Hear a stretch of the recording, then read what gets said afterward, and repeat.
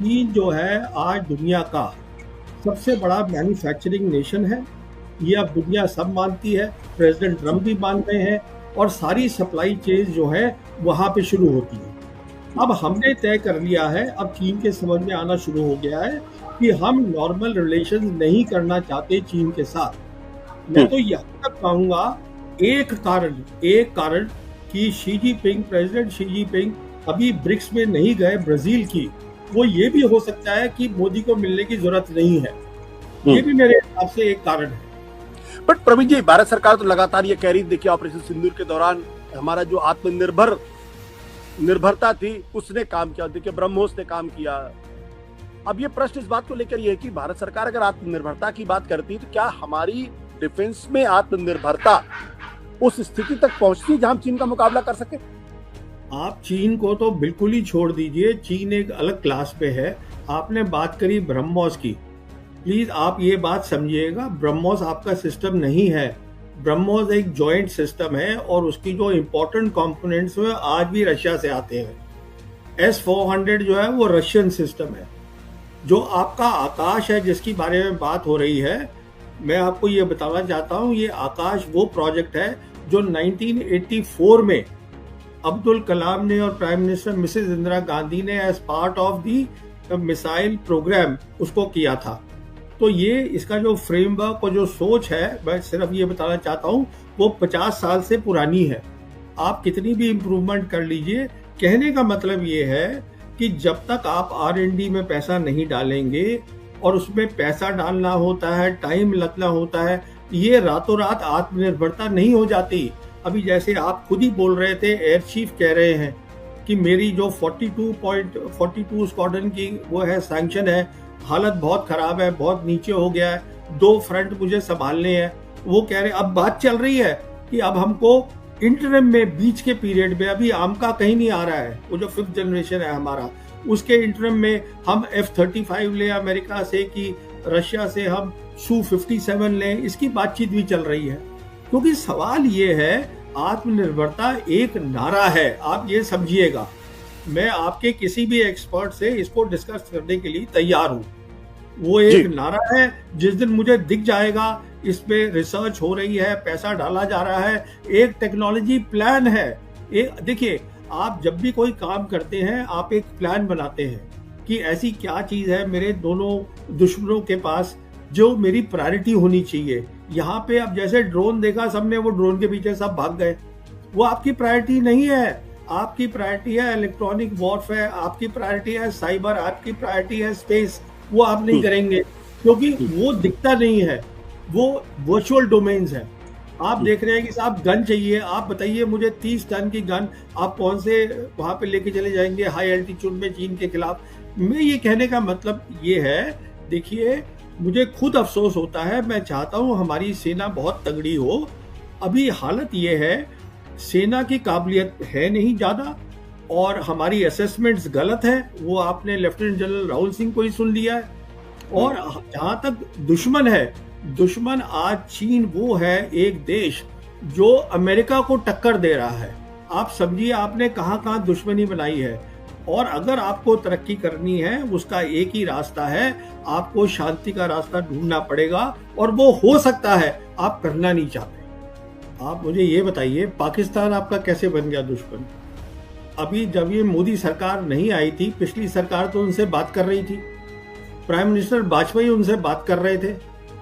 तो कहने का मतलब ये है, जब सरकार आती है तो दुश्मन बनते हैं नए। हमें देखना है, एक फॉरेन पॉलिसी ऐसी बनानी है जिसमें पीस हो, हमारी डेवलपमेंट हो। ना आपका दुश्मन चाइना है, ना पाकिस्तान है, ना आपका दोस्त अमेरिका है, ना इजराइल है। हर मुल्क अपना अपना देख रहा है, तो आपको भी अपना देखना है। अगर आप आज बात शुरू कर देंगे पाकिस्तान के साथ, वो बार बार आपसे कह रहा है कि मेरे से बात करिए आप पानी के ऊपर, ट्रेड के ऊपर और कश्मीर के ऊपर, तो आप बात तो करिए। अब आप कश्मीर पे तो बात ही नहीं करना चाहते हैं बिल्कुल। अब आप कहते हैं सब कुछ नॉर्मल हो गया है। आप प्लीज जाइएगा वहां पर कश्मीर में, पता करिए खुद क्या सब कुछ नॉर्मल हो गया है। होता तो वहां से आप फौज निकाल लेते, वो आप निकाल नहीं पाए आज तक। कहने का मतलब ये है आशुतोष जी कि दुश्मन कोई नहीं होता कि चीन उसकी मदद कर रहा है, इसकी कर रहा है। वो तो शी जिनपिंग आए थे यहाँ पर अक्टूबर 2019 में, प्राइम मिनिस्टर मोदी को मिले थे महाबलीपुरम चेन्नई में। तब उन्होंने कहा था हमें ट्रायंगुलर पीस करनी चाहिए जिसमें चीन भी हो, पाकिस्तान भी हो और हिंदुस्तान भी हो, जिससे कि इस पूरे एरिया का डेवलपमेंट हो। वो आप करना नहीं चाहते हैं क्योंकि आप ये दिखाना चाहते हैं आप बहुत ताकतवर हैं। अब सवाल ये, अच्छी बात है ताकतवर बनना, पर पहले बन तो लीजिए।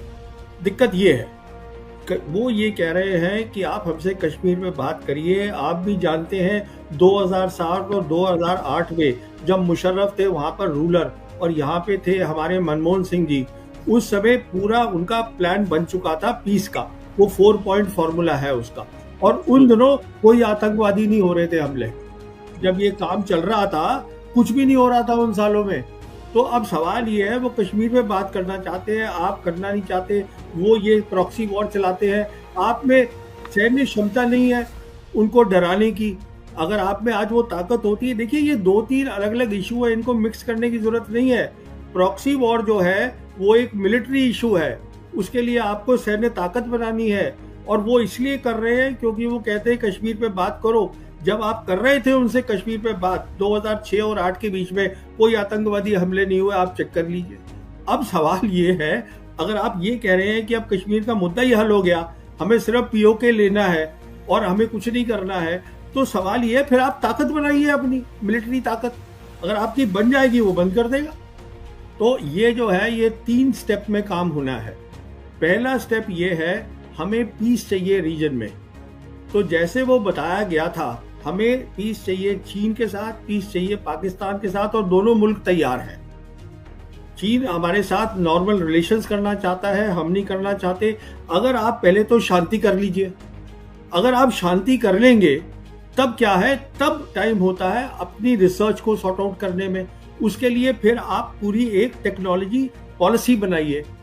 वो दूसरा स्टेप है कि साहब हमें क्या चीज चाहिए, कौन सी चीज हम बाहर से लाएंगे, कौन सी चीज के लिए हमको रशिया से जॉइंट वेंचर करना चाहिए, किसमें हम R&D डालेंगे, वो दूसरा स्टेप है। उसके बाद फिर वो टाइम आएगा जब आप कहेंगे कि मैं, और आपको लड़ाई फिर लड़ने की जरूरत ही नहीं पड़ेगी शायद। अगर आप इतनी कोऑपरेशन कर रहे हैं और खुशहाली हो रही है, साउथ एशिया में तरक्की हो रही है, फिर आप किस बात की लड़ाई करेंगे। फिर भी आपको सैन्य शक्ति बनानी है क्योंकि डिफरेंस होना चाहिए। पर हम अब जो मैं आपको प्लान बता रहा हूँ वो अगले 10 से 15 साल का प्लान है। उस समय क्या हालत होगी किसको क्या पता है। पर आप तैयारी तो करिए, अपना टेक्नोलॉजी मैप बनाइए, आप पीस करिए रीजन के अंदर। उसके बाद देखिए स्टैंड हमारा क्या है कश्मीर पे। कश्मीर पे 4 पॉइंट फॉर्मूला था मुशर्रफ का, हमने उस पर बातचीत करी, बैक चैनल बातचीत हो रही थी पाकिस्तान के साथ। तो कश्मीर का वो मुद्दा है जिसमें आपको बात करनी है। और आज कश्मीर जो है उसमें चीन भी फिजिकली बैठा हुआ है, चीन फिजिकली बैठा है लद्दाख में, आपके ईस्ट लद्दाख में बैठा है, पाकिस्तान के पास है, आपके पास है। जो आप कश्मीर का नक्शा देखें तो इस पे तो बात करिए आप उनके साथ। अच्छा, जहां तक ताल्लुक है उसका चीन का ताल्लुक है, दलाई लामा उनके लिए एक सेंसिटिव सब्जेक्ट है। पर अगर आप उसकी हिस्ट्री पूरी देखें तो वो आपसे लड़ाई नहीं करना चाहता है। चीन सिर्फ ये चाहता है कि जो दलाई लामा जो है आप उसमें इंटरफेरेंस ना करें, जो आप कर रहे हैं। मिसाल देता हूं आपको, नैन्सी पेलोसी जो यूएस स्पीकर होती थी, वो अगस्त 2022 में वो गई थी वहां पर ताइवान। उन्होंने वहां पे प्रॉब्लम क्रिएट करी। ताइवान में जाके वो डेमोक्रेसी को सपोर्ट करने गई थी। फिर वहां पे क्या हुआ कि जो चाइना थी उसने अपनी एयरफोर्स को और न्यू नॉर्मल बना दिया वहां पर। अच्छा, उसके बाद वो यहाँ पर आई जून 2024 में। और क्यों आई? वो रिजॉल्व तिब्बत एक्ट देने के लिए। वो एक ऐसा एक्ट था जो बाइडेन एडमिनिस्ट्रेशन ने सेनेट और हाउस में पास हुआ था। अच्छा, उनको मालूम था कि 1 हफ्ते के अंदर अंदर दलाई लामा खुद अमेरिका जा रहे थे अपनी नी सर्जरी करवाने, पर वो उसको यहाँ देना चाहती थी क्योंकि मोदी सरकार भी वही चाहती थी। वो इसलिए चाहती थी, वो आई थी अपने पूरे लॉ मेकर्स के साथ, और भी उनके बहुत लोग आए थे कांग्रेस के। फिर वो जॉइंट फोटोग्राफ्स है प्राइम मिनिस्टर की, नेशनल सिक्योरिटी एडवाइजर डोवल की, वो सब साथ थे। अब सवाल ये है उनका यहाँ आने का मतलब क्या था, धर्मशाला में आके वो देने का। हमारी धरती को इस्तेमाल करना, वो उसको प्रोवोक करने के लिए चाइना को against the Dalai Lama, it doesn't make sense. At all. और this is something that the government of India, देखिए वो सोचना है, दलाई लामा जो है वो रिलीजियस लीडर नहीं है, वो रिलीजियस और पॉलिटिकल लीडर दोनों थे। हमने चीन की बहुत मदद करी है। 1959 में दलाई लामा आए थे। अभी मैं उनका जो 1959 में वो यहाँ हिंदुस्तान भागकर आए थे दलाई लामा, तब से वो इधर ही हैं। अच्छा, 1960 से धर्मशाला में बैठे हैं। हमने उनकी कितनी मदद करी, वो मैं अभी वो इंटरव्यू सुन रहा था सिंकियों उनके जो है पीपा सरिंग की, तो वो बता रहे थे कि देखिए आज हम 25 मुल्कों में फैले हुए हैं। उनके बहुत बड़े दफ्तर है अमेरिका के अंदर और लंदन के अंदर, तो उनका डायस्पोरा पूरा हर जगह है। तो हम उनकी इतनी मदद कर ही चुके हैं। तो अब अगर वो सवाल, मैं ये कहता हूँ कि अब उनको सोचना चाहिए, हाँ ठीक है अमेरिका ज़्यादा पावरफुल है तो आप अपना मेन दफ्तर वहाँ खोल लीजिए। मैं ये कह रहा हूँ, देखिए आप अगर ये कहेंगे कि वहाँ पर तिब्बत के अंदर चीज ये कर रहा है वो कर रहा है, ये आप तभी कह सकते हैं जब आप ग्लोबल पावर है, कि आपको हर चीज का ध्यान रखना है और आपको नजर रखनी है हर चीज के ऊपर। आप इस समय आप उस स्टेज पर हैं कि आप अपना नेशनल इंटरेस्ट देखिए। आपके 80 करोड़ लोग गरीब हैं, बहुत खाने को उनके पास नहीं है। आपकी जो सैन्य क्षमता है वो ठीक नहीं है, आपके खतरे बढ़ गए हैं। ये आपके मुद्दे होने चाहिए।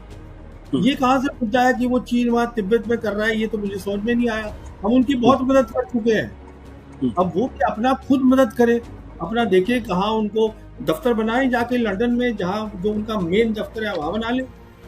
ये कह रहा हूँ मैं आपसे। मैं ये कहना चाहता हूँ, आज आप प्रेसिडेंट ट्रंप को देख लीजिए, हमारे स्ट्रेटेजिक रिलेशंस है उनके साथ। हमने एक बहुत बड़ा जॉइंट स्टेटमेंट इशू करी जब प्राइम मिनिस्टर गए थे फरवरी इसी 2025 में। अभी वो रोज हमें धमकाते रहते हैं कि मैं 10% लगा दूंगा तो ब्रिक्स के मेंबर हो, अब मैं इतना लगा दूंगा। हम उनके साथ 500 बिलियन डॉलर का ट्रेड करना चाहते हैं 2030 तक। तो वो प्रैक्टिकल नहीं है क्या? वो तो दुनिया की ताकत है, हम कौन सी ताकत है उनके सामने? कहने का मतलब ये है कि देखिए, आपके दर्शकों को मैं ये बताना चाहूंगा, हम उस कगार पे इस समय खड़े हैं जहां हमारे पास अपॉर्चुनिटीज हैं तरक्की करने की। आप इधर उधर करके दूसरों के उसमें ना जाएं, आप अपना मसला देखें जिससे आपका जो देश हो वो पीसफुल रहे, वो तरक्की करे। आपके इंटरनल मसले इतने, आप उन्हीं को संभाल लीजिए, वही बहुत है। देखिए, चीन का बहुत बड़ा रोल हो रहा है हमारे एरिया में। अब जहां तक ताल्लुक है पाकिस्तान का और चाइना का, ये तो हम सब जानते हैं, जब से मोदी सरकार आई है सबसे पहली बार ये हुआ है इंडिपेंडेंस के बाद कि आज हमारे दोनों बॉर्डर जो हैं वो लाइव हैं। दोनों के दोनों बॉर्डर, ऐसे पहले कभी नहीं हुआ। फिर हमने ऑपरेशन सिंदूर में, जैसे आपने बताया, और इस बात को मैं पहले भी बहुत देर से दोहरा रहा हूँ और मैं ये भी बता रहा हूँ कि देखिए, जब हमने 370 हटाया था तब से चीन और पाकिस्तान ने ट्रेनिंग बहुत ज़्यादा शुरू कर दी थी। मैं तब से बोल रहा हूँ कि आप पाकिस्तान से लड़ाई नहीं कर रहे हैं, आप वन फ्रंट रीइंफोर्स्ड वॉर लड़ेंगे। इसका मतलब चीन उसकी पूरी मदद करेगा बिना हाथ दिखाए हुए। वही हमने ऑपरेशन सिंदूर में देखा। 4 दिन में स्पेस की कैपेबिलिटीज और भी बहुत कैपेबिलिटीज है जिसमें उन्होंने पूरा उनका साथ दिया। अब ये कहना कि 80% जो है वो हथियार आता है उनके पास, ये बेबुनियाद बात है। बेबुनियाद इसलिए है, हमारे पास भी तो हथियार आता है, रशिया से आता है, इजराइल से आता है, फ्रांस से आता है, अमेरिका से आता है। इसका मतलब नहीं होता। देखिए, सबसे इम्पोर्टेंट बात जो मैं बताना चाहूंगा आपके दर्शकों को ऑपरेशन सिंदूर की, वो ये है, हिंदुस्तान और पाकिस्तान के बीच में जो हवाई युद्ध होगा वो सबसे इम्पोर्टेंट है। और उस हवाई युद्ध में हमने देखा 2 बातें हुई। पहली बात, उनके जो पायलट्स थे उन्होंने अच्छी क्षमता दिखाई। देखिए, आप सामान खरीद सकते हैं और 6 महीने में लाके उसको लगा सकते हैं, और पायलट की क्षमता बनाने में सालों साल लगते हैं। इसका मतलब वो तैयारी तभी से कर रहे थे जब आपने 370 हटाई। यही मैं कह रहा था, ये पहली बात है। दूसरी बात यह है कि अब जो हमारा सैन्य वो हवाई युद्ध हुआ उसके बारे में अब सरकार बात ही नहीं करना चाहती है, जबकि सबको पता है दुनिया में क्या हुआ, कितनी हमारा नुकसान हुआ, कितने एयरक्राफ्ट गिरे, सब चुपचाप बैठ गए हैं। तो आप बाकी कुछ भी बोलते रहिए, वो मेन चीज है। तो कहने का मतलब ये है, अगर यहाँ पे कोई समझ रहा है हमने अच्छा किया ऑपरेशन सिंदूर में, तो मैं उससे सहमत नहीं हूँ। अब आइए, आपने दूसरी बात रखी दलाई लामा की। देखिए, दलाई लामा एक बहुत ही सेंसिटिव सब्जेक्ट है चाइना के लिए। मैं आपको ये बताना चाहता हूँ कि, और ये मैं इसलिए बता रहा हूँ आपके दर्शकों को, कि जो पहले यूएस प्रेसिडेंट थे जो बाइडेन, उन्होंने जून 2023 को एक इंटरव्यू दिया था सीएनएन को, फरीद ज़कारिया को।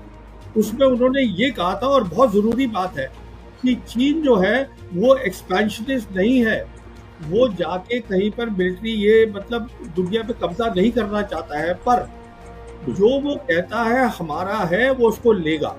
और वो दो चीजें बोलता है वो हमारी हैं, वो है ताइवान और तिब्बत, और अरुणाचल प्रदेश को वो साउथ तिब्बत बोलते हैं। तो कहने का मतलब ये है, दलाई लामा जो है उनके लिए बहुत इम्पोर्टेंट है। वो इसलिए है क्योंकि दलाई लामा आखिरी कड़ी है उनके लिए पूरा कब्जा करने की तिब्बत पर। अभी जो तिब्बत है, उन्होंने तिब्बत को पूरा बदल दिया है। जो उनका तिब्बत ऑटोनोमस रीजन पूरा बदल चुका है, तो वहां पर अभी वो पहली वाली कोई बात नहीं है। 5G आ गई है, सब इंडस्ट्री आ गई है, सब कुछ हो गया।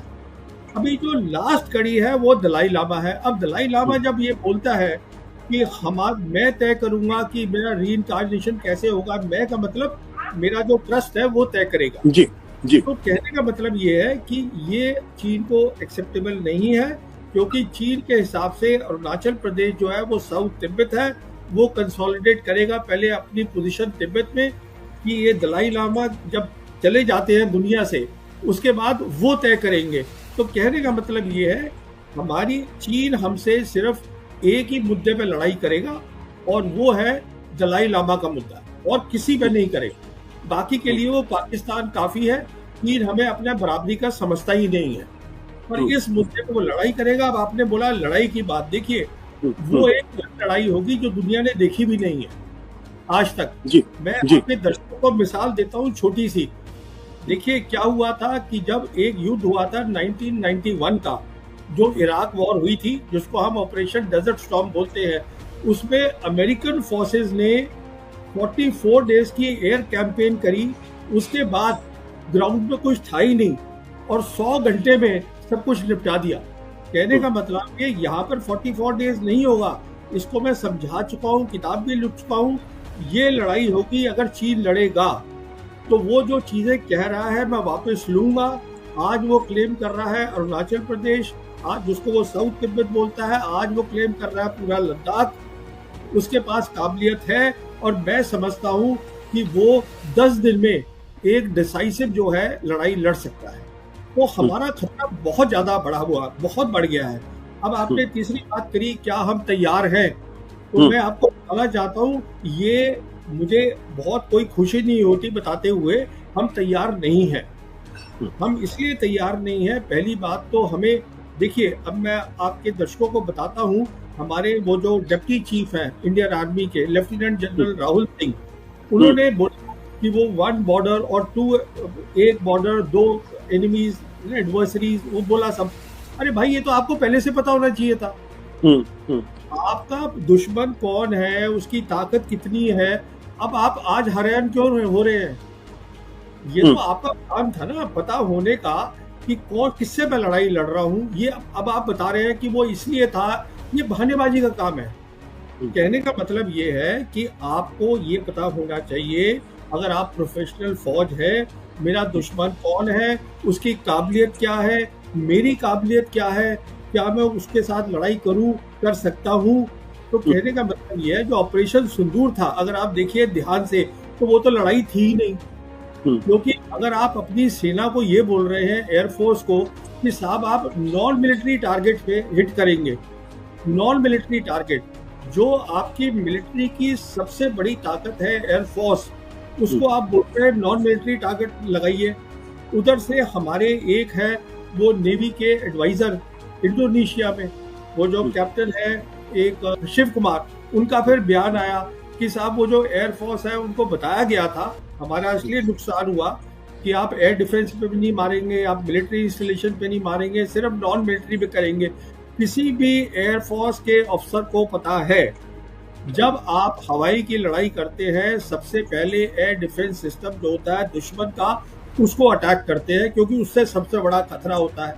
अगर ये आप हिदायत दे रहे हैं तो आप लड़ाई कर ही कहाँ रहे हैं? तो ना तो आपके पास लड़ाई आप करना चाहते हैं, आप अच्छा उसके बाद आप फौरन बोल रहे हैं कि हम एस्केलेशन नहीं चाहते। अरे बाबा, अगर आप दूसरे मुल्क में घुस के उनके अंदर मिसाइल फेंकेंगे तो वो क्या रिटेलिएट नहीं करेंगे? सोचने की बात है। तो आप कुछ करना भी चाहते हैं, नॉन मिलिट्री में करेंगे, एस्केलेशन नहीं करेंगे। आपको पता नहीं है आपका दुश्मन कौन है, चीन है, पाकिस्तान है, क्या है, उसकी काबिलियत क्या है, आपकी काबिलियत क्या है, तो आप मुझे बता दीजिए कैसे करेंगे आप। आपने एक और सवाल उठाया जो फॉक्सकॉन की बात करी और आपने ये रेयर अर्थ की बात करी। देखिए बात ये है कि